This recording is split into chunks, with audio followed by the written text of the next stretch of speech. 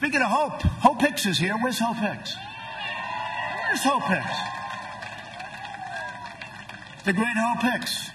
Hope Hicks testified under subpoena in the New York hush money trial, and her testimony did absolutely nothing to help the defense. Hicks is Trump's former campaign press secretary and former White House communications director, and despite the fact that she's seemingly been distancing herself from him since the historically explosive end of his presidency, she has not completely disavowed her former boss. In the hush money trial, she testified for 3 hours, and in that time, she did everything to help the prosecution, from confirming that Trump knew about the hush money at the time it was being paid, to supporting the premise that the Stormy Daniels story was killed because of the Access Hollywood tape and the damage it had already done to Trump's standing with women, to cracking under pressure and crying on the stand. And that's so impactful because the prosecution was trying to do a few things. For one, they wanted to establish that Trump knew about the hush money payment to Stormy Daniels as it was happening, not after the fact as he has tried to claim. To this point, the prosecution has a recording of Michael Cohen going over the details of the hush money payment to Stormy Daniels with Trump himself. In the recording, they discuss when the payment will happen, how it will happen, everything.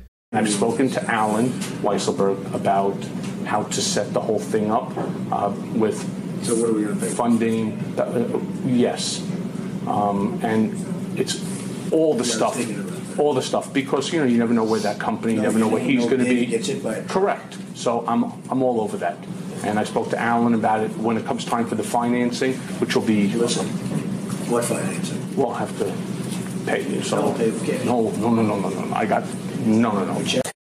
Also, David Pecker already helped with this one, but the prosecution is claiming that the Stormy Daniels story was killed specifically to help Trump win the election. Hicks's testimony supported that which David Pecker has already testified to in this regard. And the crying didn't help anything. It's almost as if Hicks knew that her testimony wasn't helping the people who she'd worked her entire career supporting. Or maybe she was crying out of guilt for her actions and her betrayal of women everywhere. Who knows? I don't know what's going on with her.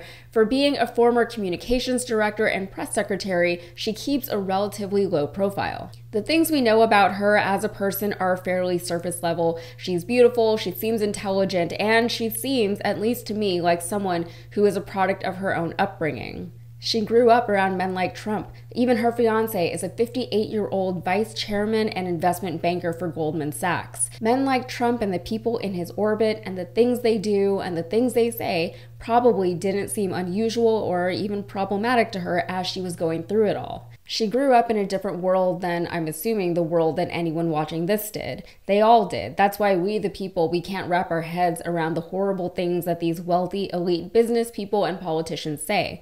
We can't understand how they're so woefully and unapologetically out of touch with so-called reality. But it's simple. Their reality is just different from ours. They see the world differently. And I'm not defending them. I'm not saying that they can't and shouldn't do better than they have.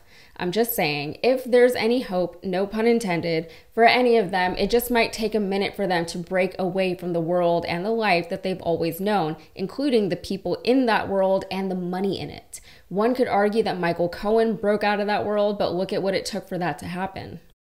So what's next for Hope Hicks? The typical course for people like her would be to become a Fox News talking head, or maybe do a speaking tour, maybe write a book. Personally, I don't see that for her. She seems like she'd shy away from the spotlight rather than dive into it. Besides, she already had a brief stint working for Fox News as their chief communications officer and executive vice president, more behind the scenes stuff.